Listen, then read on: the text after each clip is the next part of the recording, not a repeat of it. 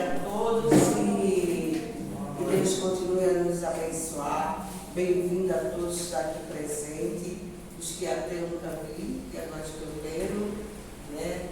Mais uma vez a gente está recebendo o nosso querido Elias Machado, que é do Select. Emissário de Jesus, é um prazer imenso para nós aqui receber o Senhor. E a gente ele nos vai passar hoje, capítulo 15, versículo 20, né? O paralítico da piscina. É isso aí. É da Gênesis. Gênesis. Bem, vamos fazer nossa prece para que possamos passar a palestra para o nosso amigo Elias. Vamos se concentrar em Jesus, vamos pedir a Ele, ilumine o Brasil, que nos proteja, que proteja essas comunidades aqui, que ilumine todos aqui presentes, os encarnados e os desencarnados. Senhor Deus, mais uma vez estamos aqui reunidos nas tuas bênçãos, Senhor, e te rogando tua misericórdia. Ilumina todos aqui presentes, Senhor, a cada um. Tua paz permaneça conosco. Ilumina o nosso palestrante Elias. E que continue, Senhor, nos fortalecendo, nos dando perseverança para cada dia buscar fazer melhor. Pai nosso que está no céu, santificado seja o teu nome. Venha a nós o vosso reino. Seja feita a vossa vontade, assim na terra como no céu. O nosso de cada dia nos dais hoje. Perdoais as nossas ofensas, assim como nós perdoamos a quem nos tem ofendido. Não nos deixa cair em obras de tentação, mas livra-nos, Senhor, de todo mal. E assim seja. Faça a palavra a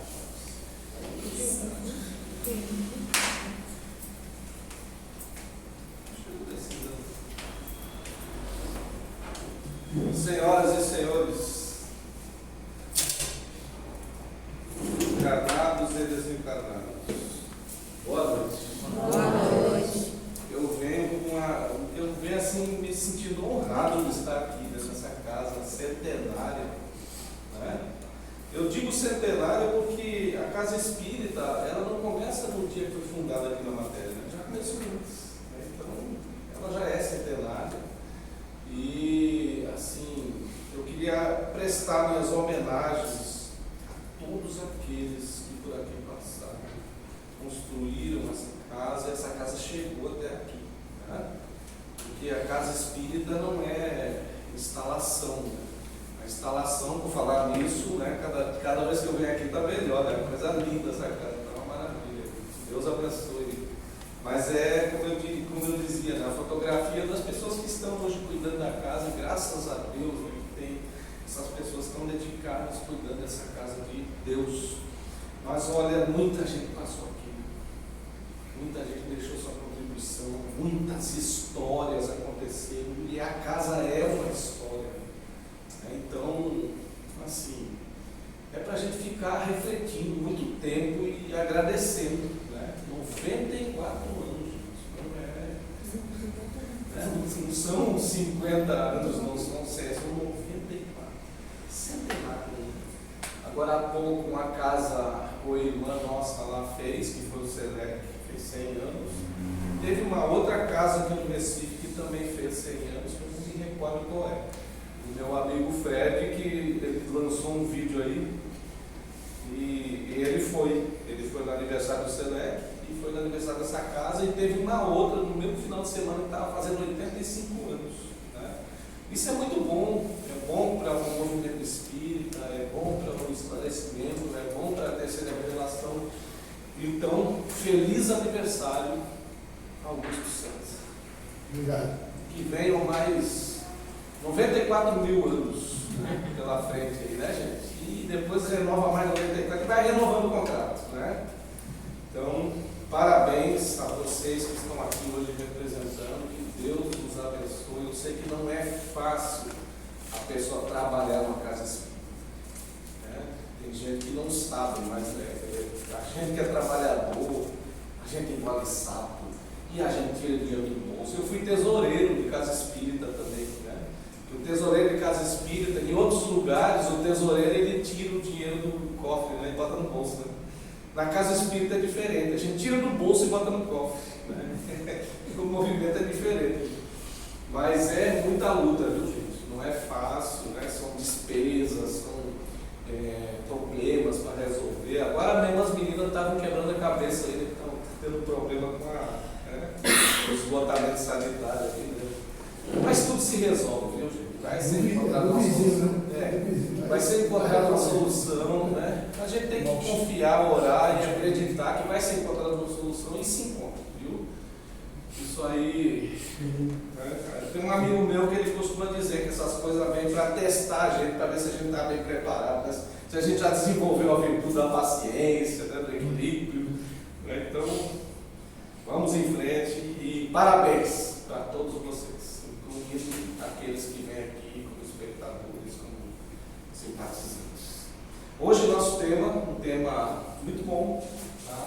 Esse tema eu falo dele há muito tempo, é o paralítico da piscina, né? Ele está na Gênesis, tá? No capítulo 15, item 21. Lá na Gênesis tem dois itens lá que falam de paralítico. Só que um dos paralíticos é aquele de Cafarnaum, que foi descido na casa de Pedro pelo teto, aos pés de Jesus, né?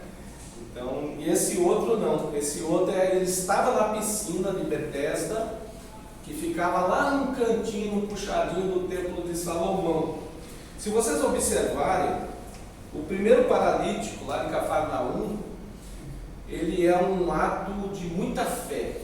E foi uma fé não apenas do paralítico, mas dos seus amigos, que o levaram e tinha muitos obstáculos, né? Uma multidão enorme ali. Eles encontraram, venceram os obstáculos, subiram a escadaria e desceram aos pés de Jesus. Então, é o ser humano, no seu sofrimento individual e coletivo, buscando a Jesus, e eles buscaram, né? E jogaram ali o paralítico aos pés de Jesus. E aquele ato de fé ali, o próprio Jesus disse que era o que os curava, que curava o paralítico e curava os outros também, nos seus males espirituais, né? Porventura. Mas esse outro caso que nós vamos falar hoje, ele está lá no Evangelho, no capítulo 5 do Evangelho de João, tá? E é a partir do item 1 até o item 20, né? O versículo que a gente chama, né? Versículo 1 até o versículo 20. E esse paralítico, essa parte aí do paralítico, ela é logo depois que Jesus cura aquele filho do funcionário do templo. Então ele havia curado, o filho do funcionário do templo estava à beira da morte e ele procurou Jesus. Não é aquele que tinha a filha doente, que as coisas se confundem um pouco, né? Não é aquele da filha, né? E que ele vai até a casa e profere as palavras Talita cum. É outro funcionário do templo que teve muita fé, e Jesus não foi à casa dele e disse: volte que seu filho está curado.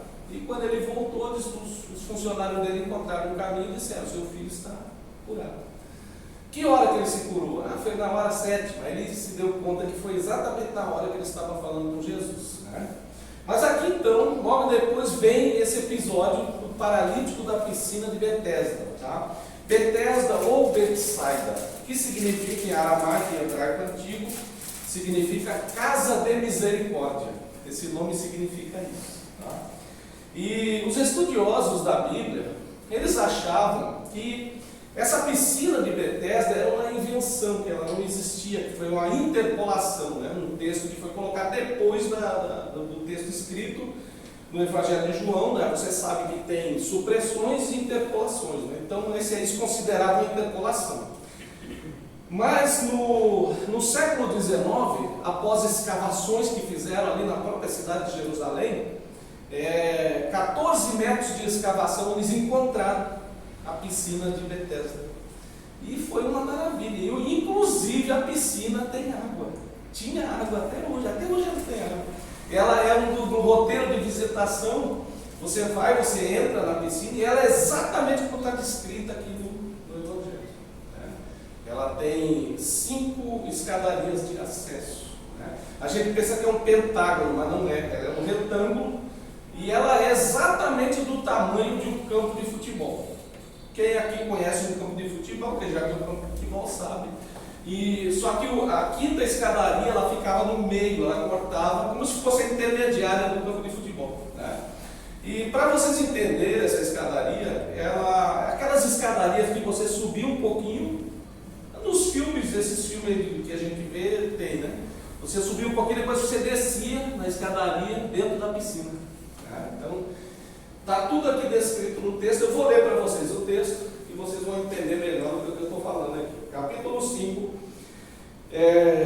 Depois disto, né, depois que ele curou o filho do funcionário do templo, depois disso houve uma festa dos judeus e Jesus subiu a Jerusalém. Ora, há em Jerusalém, junto da porta das ovelhas, uma piscina que em hebreu se chama Betsaida, a qual tem 5 pórticos. Nos pórticos, jazia uma multidão, olha a palavra, jazia uma grande multidão de enfermos, cegos, coxos, paralíticos, os quais esperavam o movimento da água. Por quê? De tempos em tempos, né, um anjo do Senhor descia à piscina e agitava a água. O primeiro que descesse à piscina, depois do movimento da água, ficava curado de todos os males. Né? Se essa piscina existisse aqui em Recife, eu estaria lá para curar minhas dívidas. Né? Mas vamos lá. Estava ali, naquela multidão, um homem que há 38 anos se encontrava enfermo. Jesus, vendo-o deitado e sabendo que estava assim há muito tempo, disse-lhe: queres ficar são? O enfermo respondeu-lhe: Senhor, não tenho uma pessoa que me lance na piscina quando a água é agitada. Enquanto eu vou, outro desce primeiro do que eu. Disse-lhe Jesus: levanta-te, toma o teu leito e anda. No mesmo instante ficou são aquele homem, tomou o seu leito e começou a andar. Aquele dia era um dia de sábado. Então a gente vai parar agora aqui, porque nós vamos usar nesse momento, eu vou convidar vocês a usar um instrumento apresentado por Allan Kardec. Lá na introdução do Evangelho segundo o Espiritismo, mais exatamente no item 1, Objetivos da Obra, no 6º parágrafo, Allan Kardec diz que o Espiritismo é a chave para a compreensão dos textos sagrados da humanidade. Ou seja, Velho Testamento, Novo Testamento, Alcorão, e por aí vai, né? Bhagavad Gita, todos os textos considerados sagrados, o Espiritismo tem a chave para a compreensão. O que é essa chave? Nós, como espíritas, precisamos saber o que é essa chave do Espiritismo, que nada mais é do que estudarmos o texto, né, do Evangelho, de posse dos postulados da doutrina espírita. Vamos lembrar alguns postulados? Né? Postulado da doutrina espírita: a lei de causa e efeito. Todo espírita, né, pelo menos eu acho que precisa saber sobre a lei de causa e efeito, né? Que toda causa tem um efeito. Né? Então, tudo aquilo que a gente planta, a gente colhe. E no meio do caminho tem que cultivar. Né? Mas existe também o livre-arbítrio. O livre-arbítrio nos diz que podemos fazer tudo que dá na telha. A gente pode fazer qualquer coisa que a gente quiser. Só que o livre-arbítrio, ele é conjugado com a lei de causa e efeito. Tá? Eu posso fazer uma besteira? Eu posso sair daqui agora e fazer uma besteira? Posso. Né? Se eu quiser fazer, eu vou fazer. Mas as consequências da bobagem que eu vou fazer, eu terei que suportar. Né? Então, isso é a lei de causa e efeito no livre-arbítrio. Né? Outro postulado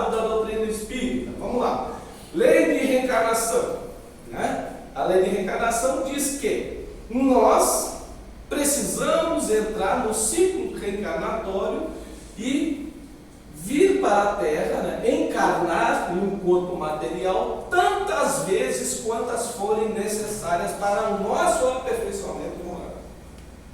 E aí a gente descobre que existe uma escala espírita, né, exemplificativa, né, de espíritos imperfeitos, que nós somos espíritos perfeitos, que existe uma categoria de mundos habitados, que a Terra é o segundo degrau, que é o mundo de provas e expiações, e por aí vai. Né? Mas tem outros postulados da doutrina espírita, né? Tem muitos postulados, tem as leis morais que regem, né, a nossa vida, tanto na matéria quanto na erraticidade. E muitos outros postulados. Então, de posse desses postulados, nós agora vamos voltar aqui nessa história do capítulo 5. Né? Ela começa dizendo que havia lá em Jerusalém uma piscina com 5 pórticos de entrada. Né? E que nessa piscina havia uma multidão. Vamos considerar uma multidão num campo de futebol. Havia ali umas 3.500, 5.000 pessoas ali ao redor, cheio de problemas. Né? Desvalidos da sorte, leprosos, cegos, coxos, paralíticos, cada um com o seu problema, esperando a água se mexer. Só que este anjo que se fala aqui no texto não é um anjo do Deus que a gente conhece. Aquela piscina era uma piscina de culto pagão. Por que eu falo isso? Porque existia na entrada do Templo de Salomão outra piscina chamada o Tanque de Siloé. O Tanque de Siloé, os judeus, quando tinham uma festa, entravam ali, lavavam suas mãos, seus pés, né, suas sandálias e tal, para poder entrar no Templo de Salomão. Essa outra piscina, ela foi construída 300 anos antes de Jesus para lavar as ovelhas que entravam no templo. Por isso que ali diz que é perto da porta das ovelhas. Só que depois ela perdeu seu objetivo. No tempo de Jesus, já não se sacrificava mais ovelhas, sacrificavam animais menores, né? Pombos e animais de pequeno porte. Né? E não levavam mais ovelhas. Mas, na origem, eles lavavam as ovelhas lá e depois levavam para o templo de Salomão. Né? Mas ficou, então, e eu gosto de pesquisar, eu tenho esse cabeção desse tamanho aqui, ainda não é, né? É por curiosidade mesmo, ele não é somente grande, né? Ele é porque eu tenho muita curiosidade, eu gosto de andar atrás das coisas, eu fui pesquisar. Eu pesquiso, né, em textos católicos, até de ateus, eu vou atrás para saber. Né? E as escavações arqueológicas também. E o que eu descobri? Que essa piscina aí, na época de Jesus, ela ficava perto de um templo romano. Ora, a gente tem aqui um quadradão, que é o Templo de Salomão. Lá no cantinho tem uma piscina, e atrás da piscina tinha um templo pagão, um templo romano, que era do deus Asclépio ou Esculápio, o mesmo Deus, que era o deus romano dos soldados romanos. E ele era o Deus conhecido da cura pelas águas. Então ali naquela piscina havia hebreus, egípcios, romanos, indianos, gente de todo lugar. Havia ali judeus, galileus havia, mas era gente de todas as crenças. E ficava todo mundo ali esperando a água se mexer. Porque a crença era essa. Quando a água mexia, o primeiro que pulasse ali era curado dos seus males. Mas aí a pergunta fica, eles eram realmente curados? Bem, não sabemos, mas a crença era essa, né? Uma crença pagã. E ali então estava aquela multidão, e era uma festa dos judeus. A festa era a festa dos tabernáculos. A festa dos tabernáculos era para lembrar a travessia do povo hebraico no deserto, né? Aqueles 40 anos que Moisés levou o povo ali no deserto. E eles faziam essa festa para lembrar as cabanas que eles ocupavam naqueles 40 anos. Né? E ali então, na travessia do deserto, aqueles 40 anos, o povo era ingrato. Né? O povo reclamava que não tinha comida, aí Deus mandava um maná. O povo reclamava que não tinha água, aí Moisés ia lá, coitado, quebrava uma rocha com um cajado e saía água. Todo mundo lembra, né, disso aí. Eles reclamavam que de noite tinha muito sol, né, de dia, né? Era muito sol de dia no deserto, que era um calor, né? E o que Deus fazia? Mandava as nuvens para fazer sombra, né? E de noite eles não queriam caminhar no deserto, porque era muito escuro, muito perigoso. Aí Deus mandava a coluna de fogo para iluminar o povo, reclamão, né? Não ficar reclamando de andar de noite. Mas então eles criaram essa festa dos tabernáculos para lembrar essa travessia do deserto. E Jesus, como era um judeu com seus discípulos, adentrou os portões do templo de Salomão, de Jerusalém, acompanhado, né, de uma multidão que o acompanhava também, né? Não era somente os 12 discípulos escolhidos, tinha muitos outros discípulos, e todos entraram se acotovelando, se apertando, e de repente na frente do tanque de Siloé, Jesus se desvencilhou dos discípulos e foi direto lá no tanque de Betesda. Ora, o tanque dos judeus era aqui, mas Jesus foi lá no tanque dos pagãos, porque Jesus contrariava. Jesus, se ele entrasse agora nessa porta, aí, materialmente falando, ele iria entrar e falar algo que nenhum de nós estaria pensando, mas que iria aproveitar para todos nós, né? Espíritos de alta ordem são assim, né, gente? Então, ele contrariando todas as expectativas, que todo mundo pensava que ele ia lá no tanque de Siloé para se lavar e estava entrando no templo. Não, ele foi lá para o cantinho, lá para o puxadinho. E chegando lá, Jesus viu aquela multidão de enfermos, aquele monte de gente, né? Uma festa, né? A gente pensa na festa do Carnaval aqui, né? Ou a festa do Morro, né? Da Conceição, aquele monte de gente, aquela romaria. E Jesus chegou ali numa piscina que estava cheia de sofredores. Aí eu pergunto para vocês: Jesus poderia ter chegado ali, levantado as mãos, falado algumas palavras e curado um monte de gente? Poderia ou não? Sim, poderia. Ele poderia, já tinha feito isso, então ele poderia fazer. Porque Jesus, nós estamos falando do Espírito puro, que manipula fluidos dos quais a gente não tem nem noção do que se trata ainda, né? Milagres não existem para o Espiritismo. O milagre do Espiritismo é aquele regido por leis que nós ainda não entendemos, né? Mas os espíritos de ordem superior já entendem. Então ele manipulava fluidos ali que a gente nem sabe o que é. Tem algumas coisas que a gente já explica, né? Por exemplo, a bicorporeidade, né? A materialização em outros lugares, essas coisas a gente já entende. O espírita já sabe disso, como é que ele fazia. E ele foi lá então, chegou naquela multidão, mas ele falou com apenas um homem. A gente tem 5.000 pessoas aqui sofrendo, mas Jesus foi apenas em um. Não era Elias Machado, era outro cidadão, tá? Se fosse Elias Machado, seria o versículo vergonhoso do Evangelho, né? Mas ele foi naquela criatura, gente. E ali no texto diz que aquela criatura estava lá há 38 anos. Você sabe o que é 38 anos? A gente está falando de 94 aqui da casa. É um terço dessa casa. 38 anos, gente. Vamos arredondar a 40? 40 anos. 40 anos. Aqueles nem tão jovens assim como eu, né? Se forem regredir 40 anos no passado, onde eu estava 40 anos? Hoje eu tenho 58. Eu tinha 18 anos de idade. Eu estava passando num concurso público que foi que me trouxe aqui para o Nordeste. Eu fiz um concurso público da Bíblia Federal e vim parar aqui em Recife, né? Era o que eu estava fazendo com 18 anos. 40 anos, gente, uma vida inteira. E eu sou curioso, fui pesquisar. Eu pesquiso as coisas, fui pesquisar. Expectativa de vida. Me veio na cabeça essa pulga, né? Qual é a expectativa de vida no tempo de Jesus? Qual é a expectativa de vida hoje? Quem pode me ajudar? 80.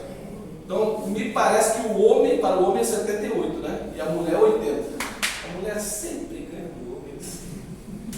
Por acaso, né? O público masculino aqui está bem representado. limitado, porque as casas que eu vou aí, gente, é só o público feminino. Os homens são a vergonha do espiritismo. Mas, brincadeiras à parte, 78 para o homem, 80 para a mulher. Porque a mulher se cuida mais, né? Tem que ser assim mesmo. O homem é meio burrão mesmo, não quer ir para médico. Eu mesmo cortei meu dedo, quase cortou de um lado ao outro, eu não fui no médico.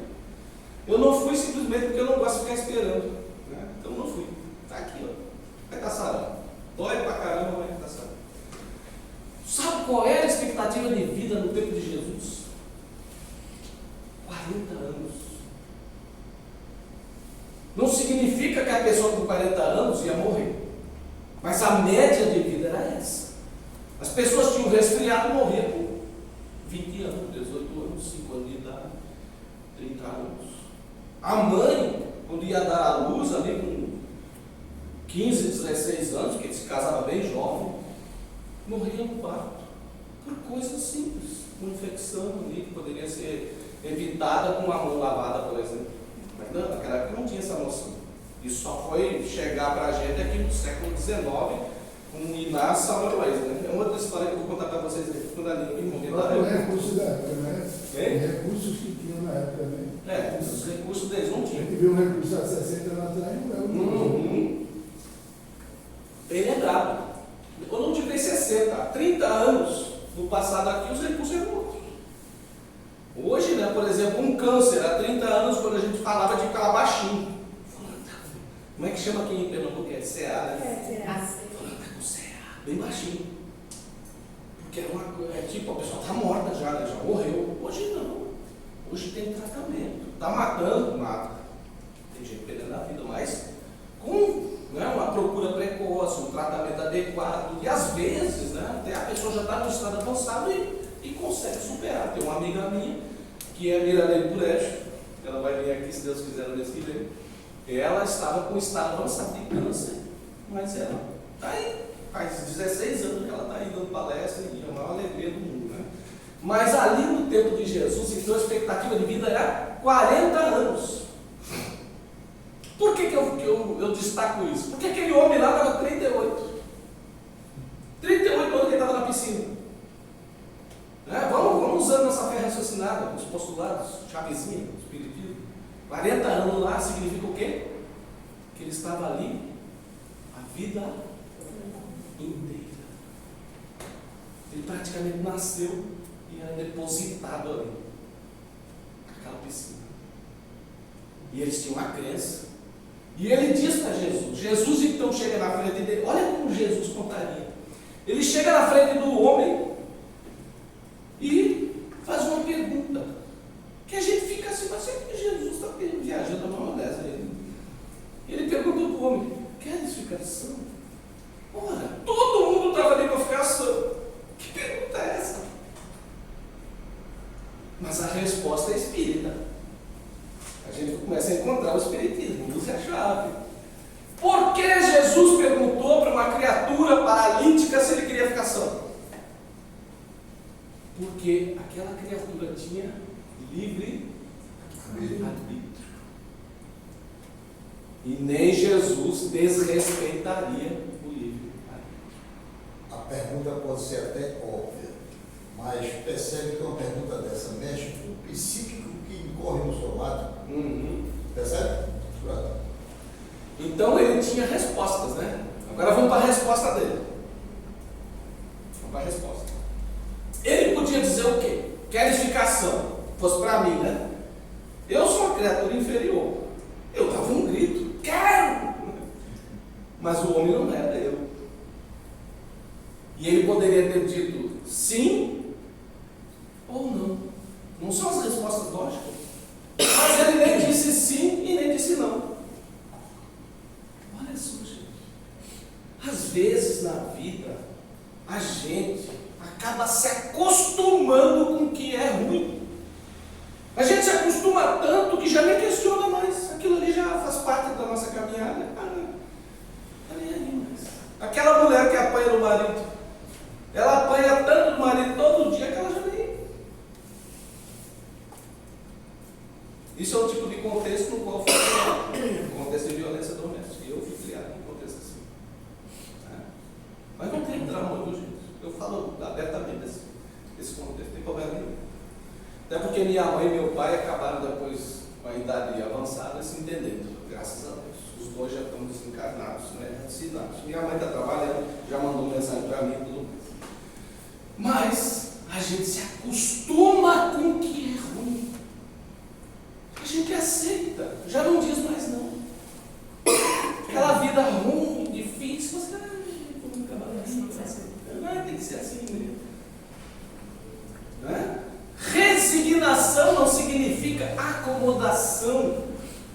Resignação não significa letargia. Resignação é compreensão das leis de Deus. Mas não significa que eu não posso reagir, que eu não posso tornar minha vida melhor, que eu não posso procurar opções, que eu não posso ver as minhas possibilidades, usá-las para melhorar a minha vida. Não é? E aquele homem, então, ele era uma criatura assim, 38 anos ali. Vocês prestaram atenção na resposta dele? Ele disse: Senhor, eu faço uma vozinha assim fraquinha, porque acho que deve ter sido assim, né? Coitado, já estava ali, desesperançado. Queres ficar assim? Ele disse: Senhor, quando a água mexe, eu não tenho quem me leve. Eu fico fazendo meus esforços aqui, mas vem um Elias Machado e pula antes de mim. Lembra de que, gente? Egoísmo. Ele estava no meio egoísta, todo mundo ali sofrendo. Não tinha uma criatura capaz de pegar aquela. Não, parou tudo, vou pegar aqui. Esse coitado está dando tempo aqui, vou botar ele na água.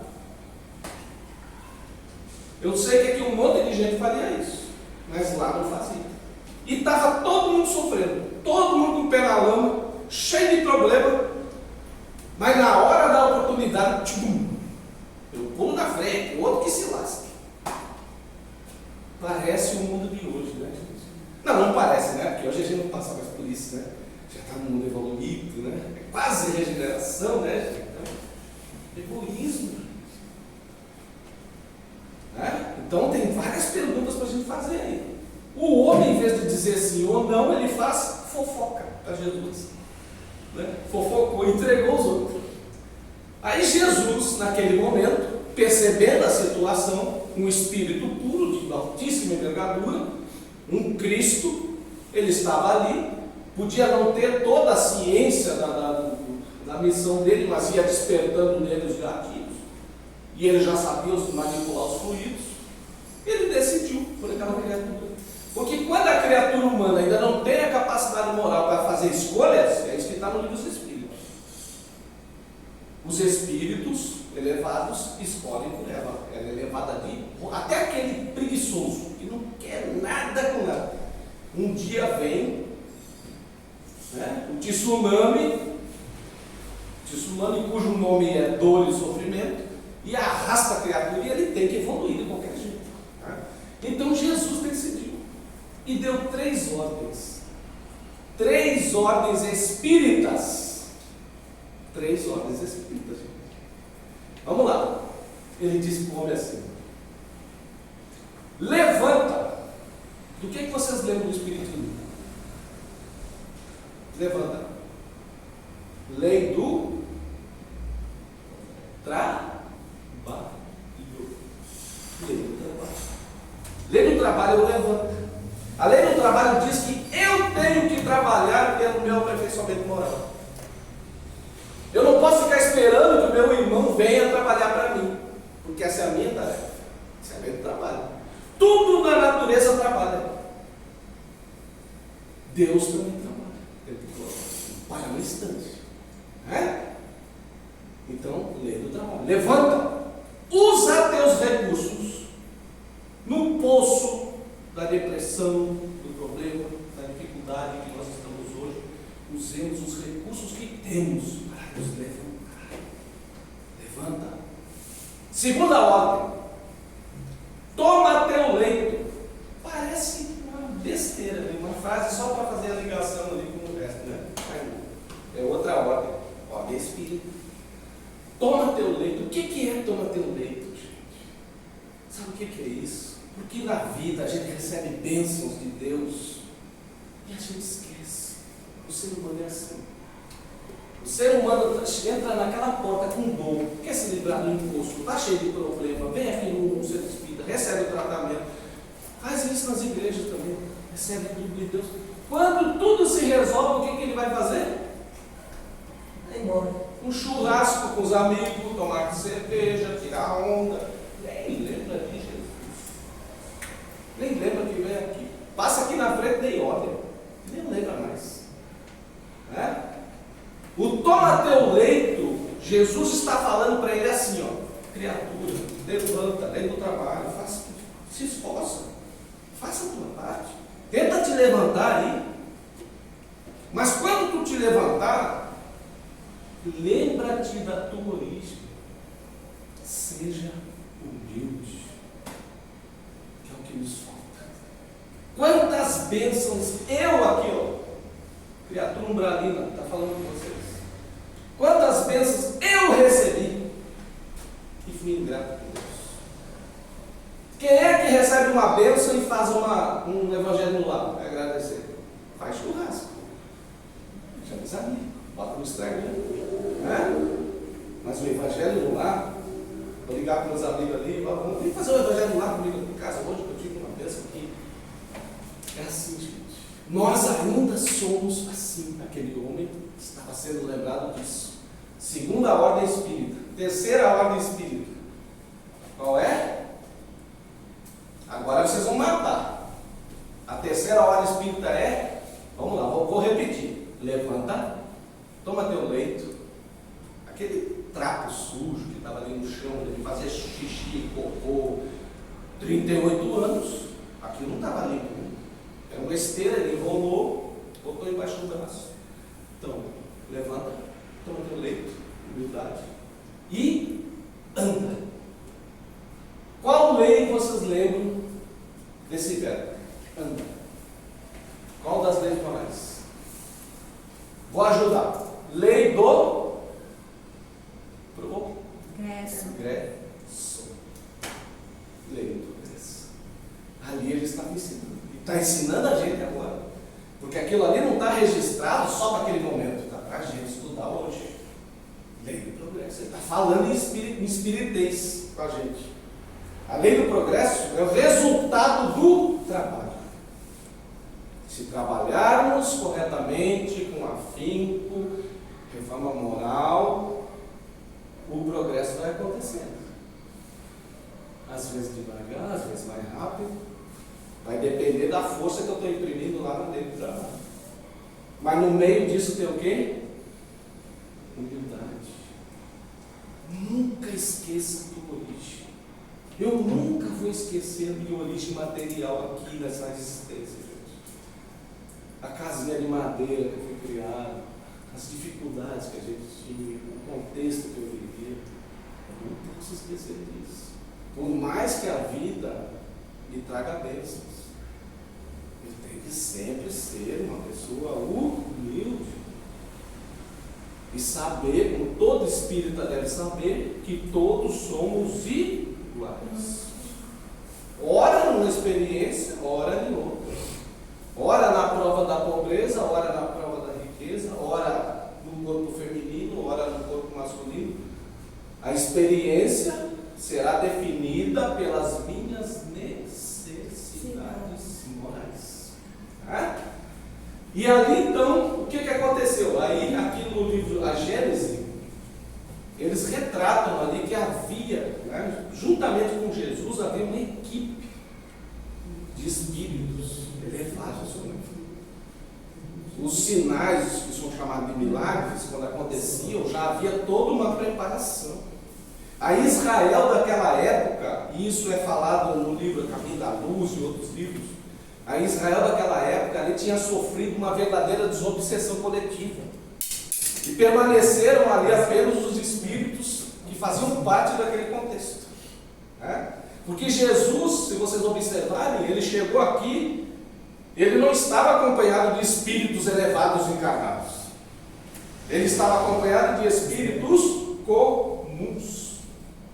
Pedro, João, Judas, né? Maria de Magdala, né? Zaqueu, e por aí vai. Por quê? A segunda revelação precisava acontecer. E ela não poderia acontecer em espíritos já elevados. Jesus veio para mostrar a implantação e o início de uma construção chamada Boa Nova, que ainda hoje está acontecendo. Muito embora já tenhamos a terceira revelação, que já nos abriu os olhos. E ali ele estava com aquele homem. O homem, por que ele foi naquele homem? Essa pergunta vocês não me fizeram, eu deixei de propósito para vocês fazer, vocês não fizeram. Vocês estão com vergonha de falar, só o meu amigo ali que falou. Agora tem uma grande contribuição para a gente. E aí, qual é a pergunta? Por que Jesus só foi naquele homem? A resposta é eu acredito que ele, de lá de onde estava, ele já estava vendo o sofrimento dele. Ele saiu de um lago e foi para outro, justamente só para resgatar aquele que ele havia. Porque às vezes na vida nós temos que ir até Jesus, mas tem situações que ele vem até nós. E na maioria das vezes a gente nem percebe. Esse é um exemplo. Ele vem até nós. Não somos nós que o tempo todo a gente tem que buscar, mas ele às vezes vem. E nós estamos preparados para essa vinda. Ele surgiu na minha vida. A oportunidade surgiu, e aí, eu vou aproveitar? Ou vou continuar perdendo? Porque nós estamos aqui no mundo de expiações, porque a gente perdeu já várias. Viu? Nem se engane. Ô Elias, e a questão da fé? Porque sempre que Jesus curava, ele dizia: foi a tua fé que te curou. Para você ver que nesse caso aí, né? Esse caso aí ele é bem especial, né? A gente começar a pensar, a gente começar a achar as coisas. Mas peraí, a fé, o cara não tinha fé. Por que ele recebeu a cura? Tinha um monte de gente ali, só aquele. O que a gente aprende no Espiritismo? Pode falar, meu. Eu acho que naquela circunstância que ele estava, já viveu a vida toda, acho que aquilo ali era muito voto de evolução espiritual. Olha a fé raciocinada aí. É isso. O que o Espiritismo nos ensina? Que para alcançar as revoluções da nossa vida, as transformações, as mudanças, precisamos de arrependimento sincero, expiação e reparação. 3 instâncias. Jesus foi até aquela criatura, eu não tenho dúvidas, que aquela criatura ali já tinha passado pelo arrependimento sincero. 40 anos. Você sabe o que 40 anos você viveu uma vida e só mexer a cabeça? E o ombro ali, porque ele disse que se mexia, né? Tentava ir, não conseguia. Está ali no texto. Ou seja, ele mexia com alguma coisa ali, né? Sabe o que é isso? E vem mais coisa por aí. Vocês vão ver que o texto é espírita. Todo o evangelho é espírita. Basta a gente entender. Então, aquele homem já tinha arrependimento sincero. Essa instância já estava superada. Expiação. Ele precisava superar mais alguma coisa de expiação? Acho que não. O que estava faltando para aquela criatura agora? Reparação. Né? Nós imaginamos que aquela criatura estava ali naquela condição de limitação física por alguma necessidade reclamatória, né? Isso a gente tem que ter essa noção. Não é se era castigo, se não era, ou ele pediu, não sabemos. Mas ele estava naquela condição de paralisia. Era uma expiação. Não? Pode ser até uma prova, não sei. Mas provavelmente era uma expiação. Ele está no contexto do capítulo 5, item 7. A torre tem uma bênção que Deus envia aos seus eleitos. É verdade, é verdade. Aí é uma expiação, né? É o caso da expiação. Mas a perseverança foi o que deu sustentação. Porque perseverança é condicional, relativa, não chegaria a levar. Então aquela criatura ali, nós podemos concluir que ela já tinha atingido, né, um patamar, e Jesus já sabia disso. Por isso que ele foi lá naquele homem, não que a minha irmã seja homem, não é mesmo, você não vai ser. Aquele homem, e não foi no Elias Machado que estava por ali, que ainda precisavam do que ele disse, a reparação pela bênção da dor. Mas reparação no sentido espiritual, de espírita, reparação é você trabalhar, né, para consertar, vamos falar no popular, trabalhar para consertar a bobagem que fez. Isso é reparação. Que pode ser exatamente com aquele espírito que você prejudicou, ou pode ser com outros. Ou com outros. Né? Então, o homem foi se levantando, gente. Uma cena emocionante. Foi se levantando, pegou o leito, toda a dificuldade, as pernas acho que estavam assim, aquelas pernas finas, os braços finos, e saiu caminhando.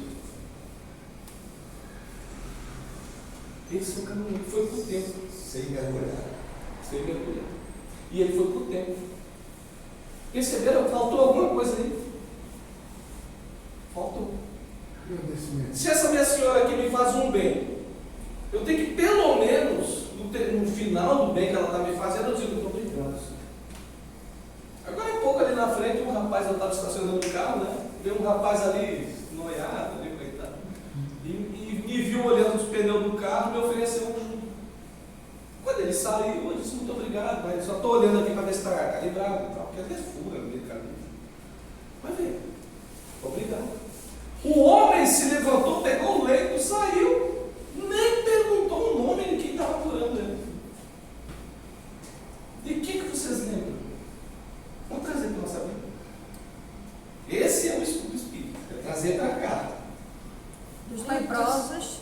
Quantas bênçãos a gente recebe na hora da festa? Os leprosos também foi uma, né? Que eles voltaram. Bem lembrado, os 10 leprosos. Só apenas um voltou. É esse o contexto. A gente recebe bênção na nossa vida. Vou trazer um exemplo aqui prático. Quem todo dia quando abre o olho e faz uma prece de agradecimento a Deus? É. Quem quando tem um prato de comida na frente, ali na mesa, agradece a Deus? Mesmo que seja aquele cuscuz repetido com ovo. Quem quando sai de casa agradece a Deus porque tem energia, perna, condições de sair de casa? Agradece a Deus. Quem quando volta para casa agradece a Deus por chegar em segurança? Nós deveríamos passar o dia inteiro rezando a Deus em agradecimento. Porque tudo é Ele que nos dá, gente. Até a vida que a gente reclama, que a gente xinga tanto a nossa vida, que é uma desgraça, um inferno, é tudo que não presta. Pare para pensar que Ele deu essa vida, foi Deus. O pai que você não gosta, a mãe, foi Deus que lhe deu. Deus faz alguma coisa que não presta? Não. Então eu estou nesse contexto porque é necessário para mim. Eu tenho a família que Deus me deu por necessidade, não é por merecimento. Então o homem saiu, leite debaixo do braço ali, tropeçando, foi lá para o templo. Quando chegou lá, os fariseus olharam para aquela criatura. Vou perguntar para vocês. Se você aqui conhece uma pessoa que é cega, tá? E um belo dia você está andando na rua da sua casa e onde mora aquele cego. E daqui a pouco você vê o cego saindo de casa, falando com as pessoas, olhando o celular. O que você faz? Você fica assim, ó. Você fica admirado. Poxa, o homem está enxergando. Que coisa boa! Graças a Deus. Vai lá falar com o homem. Rapaz, que coisa boa, você está enxergando. Fica feliz da vida, né? Com os fariseus, não. Porque os fariseus ainda existem hoje em dia. Não existe essa coisa. Fizesse contestação. Hein? Contestado, né? Contestaram todas as ações. Sim. Eles, quando viram o homem com leite embaixo do braço, como era dia de sábado, né? Era dia de sábado, quando eles viram o homem estava lá, né? um Caifás, uma análise. Ô, cidadão, vem cá. Aí ele foi feliz da vida. Agora eu vou dizer que eu recebi uma bênção, estou caminhando. Quando chega lá, por que você está carregando o leito? Hoje não é dia de sábado.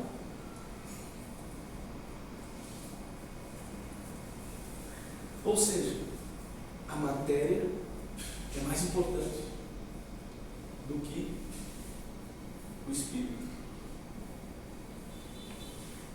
Né? Você cumprir leis materiais, exteriores, de aparência externa é mais importante. A aparência é mais importante do que o conteúdo. Ainda hoje se faz isso. Por que Eu o dia de preciso sábado? dessa. Hein? Por que o dia de sábado? Porque o dia de sábado é o dia do Shabá dos judeus. O Shabá, eles começavam às 18 horas da sexta-feira. Eles não comiam, não bebiam, não tomavam banho, eles tomavam dentro, era meio relaxado, né? Até hoje eles fazem isso. Você não podia cuspir no chão, que era trabalho, você estava violando a lei. Aí tinha que passar 7 dias fazendo rituais e não sei o que, tomando banho no Rio Jordão, um monte de coisa. Era 7 dias, pagando coisa no templo. Tome-lhe dinheiro no templo, para você se limpar de novo. Se você no dia do Shabá cuspisse no chão. A comida eles deixavam pronta, já deixava a roupa limpa, já deixava tudo ali. Você não podia fazer nada. Até hoje é assim. Tem até uma seita cristã que é assim. Até hoje. Ou seja, a matéria sobre o espírito. E foi aí que eles questionaram Jesus, mais na frente, hein? Eles questionaram Jesus. Por que ele tinha curado no dia de sábado? Qual foi a resposta? Todo mundo lembra. Meu pai trabalha todos os dias, eu também trabalho. Nós estamos aqui sentados numa nave espacial que está viajando a 150 mil quilômetros por hora no espaço sideral. É Deus trabalhando, é o universo trabalhando. A gente está sendo trespassado de raios cósmicos. E nem imagina, parece que está parado aqui sentado. Nós estamos viajando. Nada para. Quando a gente dorme, o nosso corpo continua funcionando. Nem o corpo para. A natureza está ali. Ó. Vai ali na frente e olha as folhagens ali, cheio de formiguinha, minhoca, tudo trabalhando o tempo todo, não para. Aí chega lá um dia, um Elias Machado, sacerdote, tal, hoje, dia de sábado, ninguém pode fazer nada. Guardarás o dia de descanso, está lá nos 10 mandamentos. Não tem nada a ver com isso. O guardarás o dia de descanso nada mais é do que você guardar no seu dia, na sua vida, momentos para a sua religiosidade, que não é religião. A sua não é relacionamento com Deus, que a gente já nasceu dele, a gente já está relacionado com ele desde o início. O estreitamento dos laços com Deus, que hoje a gente tem uma palavra para isso, né? Moderna. Conexão, é você estreitar o laço. Isso é guardar o dia de descanso.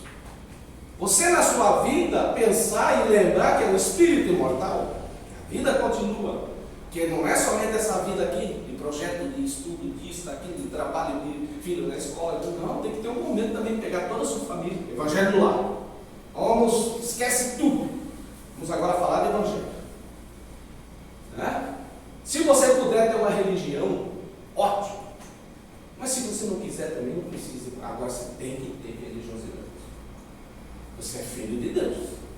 Você não é filho de chocadeira. Você é filho de Deus. Filho e filha de Deus.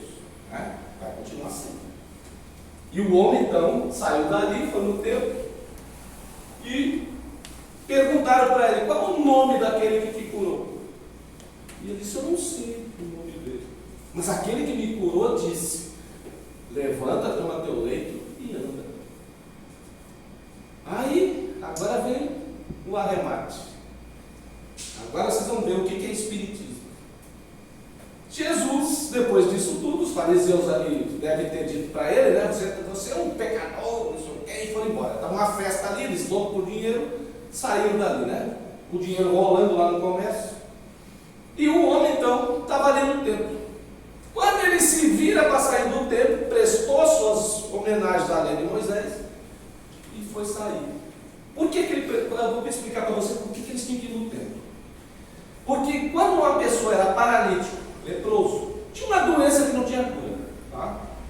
Quando a pessoa era assim, o nome dela que era escrito no livro da vida que ficava na sinagoga ou no templo de Salomão, apagava o nome. Sabe por que apagava? Porque ele era pecador. Pecador não tinha o nome no livro da vida.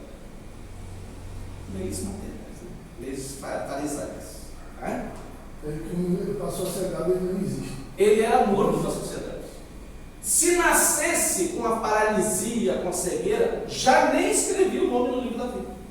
Então, quando eles recebiam uma bênção, a primeira coisa que eles tinham que fazer lá no templo é escrever o nome dele no livro da vida. Então, ele já tinha escrito o nome no livro da vida e se virou para sair. Quem é que ele encontrou? Jesus. Que na verdade foi Jesus que encontrou ele. Deu de cara com Jesus. Senhor! Já perguntou o nome dele para entregar depois. Ele entregou Jesus. Na inocência, né? Ingenuidade. Mas ele entregou. Olha o que Jesus falou para ele. É um Jesus bem perguntando. Jesus olhou para ele assim e disse: Poxa, vejo que estás curado. É o que está ali. O hoje é da minha parte. Vejo que estás curado. Não é criatura, né? E ele, sim, Senhor. Então, olha só. Então, siga seu caminho e cuidado para não pecares mais, para que não te aconteça coisa pior. Quem conseguiu captar aí uma dos postulados espíritas? Por favor, pode falar. Jesus disse para ele: cuidado para não pecares mais. Vou perguntar para vocês: aquele homem estava 40 anos paralítico, nasceu assim. Que pecado aquela criatura tinha? Porque ele espraguejava. A vida daquele homem tinha pecado. Ele não tinha nem condição de pecar. Ele era levado, depositado ali. Eu acho que alguém ia de noite lá tirava ele, né? Levava para casa, depois fazia de volta. Mas e outra hora? Como espírito. Tudo é aprendizado e conformidade com a necessidade que o aluno é. Exatamente. E ele tinha passado por isso. Mas ele não tinha o pecado. Lei de reencarnação. Jesus estava falando para ele: o criatura, em outras existências, você é uma pesada de cola, né? Você desequilibrou as energias do seu perispírito, agora veio com essas limitações. Teu perispírito informou célula a célula no corpo material que se formava, surgiram essas limitações. O que tu fez lá atrás? Então, vê se tu melhora, né? Ou se para não te acontecer coisa pior. Para que não te aconteça de novo. Lei de reencarnação. Está ali, ó. Só não vê o que não quer. Quem não quer ver, não vê. Mas Jesus estava falando disso. O episódio do tanque de Bethesda, ele está falando exatamente para nós. Se vocês voltarem, eu espero que vocês voltem nesse texto quando chegar em casa, dar uma lida, com o livro dos Espíritos do lado. Dê uma lida, se aprofunde. Olhe com os olhos do Espírito. Use a chavezinha. O que Jesus está falando com a gente o tempo todo. Ele está falando comigo pelos olhos de vocês, está falando com vocês pelos meus olhos e minha boca. E assim, sucessivamente e vice-versa. Ele está falando para a gente agora nesse exato momento. Levanta, toma teu dedo e anda. Então andemos. Muito obrigado. Muita paz. Vai e não pega mais. Ficar aqui não suceda coisa pior.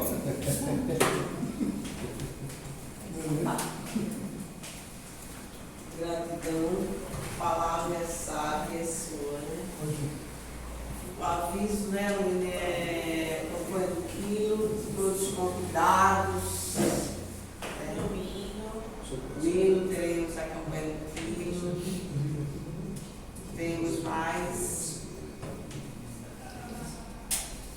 face individual. Faz a prece para Jesus. Faço, com certeza. Então, nesse momento de harmonia, oremos ao Senhor. Senhor Deus, nosso Pai, bondoso, soberanamente justo e bom, inteligência suprema, causa primária de todas as coisas. Pai de misericórdia, tenha piedade de nós, Senhor, espíritos imperfeitos. Em nome de Jesus, o doce e bondoso amigo, o Rabi Nazareno, o divino cantor da Sinfonia do Amor, que é o Evangelho, que reverbera mais de 2000 anos em nossas almas, mas que ainda necessita tocar nas fibras mais íntimas dos nossos corações para se transformar em amor, em perdão, em caridade. Em nome de Maria Santíssima, Mãe de toda a humanidade, Mãe medianeira, que permanece conosco, Espírito elevadíssimo, que poderia não estar aqui, mas continua conosco, nos amando, nos cuidando, nos amparando e nos cobrindo todos os dias com seu manto de amor. Em nome dos mentores espirituais desta casa de oração Amor e Trabalho, de todos os benfeitores do mundo espiritual e material, rogando, Senhor, a tua divina e bendita permissão para encerrar esse trabalho de exposição, de debate evangélico, pela ótica espírita na noite de hoje. Sempre nos renovando essas oportunidades de estudo e de reflexão. Abençoando a cada um neste salão, Senhor, derramando tuas luzes, que o teu amor preencha nossos corações e tua paz seja uma constante em nosso caminho. E que tua luz esteja a indicar o verdadeiro caminho da verdade e da vida e que nós possamos seguir em frente, Senhor. Sempre amando o próximo como a nós mesmos, que é o único caminho para amar a Ti, ó Deus, acima de todas as coisas. Abençoa nossos lares, nossos entes queridos, todas aquelas pessoas pelas quais vibramos em pensamento, Senhor. Que a Tua mão nos abençoe nesse momento, abençoando nossos lares, nossos entes queridos, mesmo aqueles desencarnados, Senhor. Abençoe nossos amigos, mas também nossos inimigos, mesmo aqueles que ainda nem sabemos que são inimigos. Abençoa nesta comunidade, Senhor, cada coração sofrido. Abençoa esta casa, Senhor, para que continue como um farol de amor e de esperança e de consolo aqui nesta comunidade. E que a Tua presença se faça diante de todo coração que chora, de toda mãe que chora pelo filho, de todo filho que chora pela mãe, de todos os pais que estão amargurados, Senhor, sem esperança, que Tu estejas lá restaurando aquela vida, em todos os lugares, nos lares, nas ruas, nos viadutos, nos prostíbulos, nos bares, nos abrigos, nos orfanatos, nas prisões, em todo lugar, porque Tu és o sol que banha o campo florido, mas banha também o pântano, Senhor. Banha agora a nossa vida, nosso coração, e que nós possamos replicar esse evangelho de amor, Senhor, distribuindo tudo que tivermos de melhor em nós para o nosso próximo. Assim é que Te louvamos e glorificamos. Glória a Ti, ó Deus, nas alturas, e paz na terra a todos os homens e mulheres de boa vontade. Que Jesus esteja conosco, mas que nós também estejamos com Jesus. Muita paz. Que assim seja.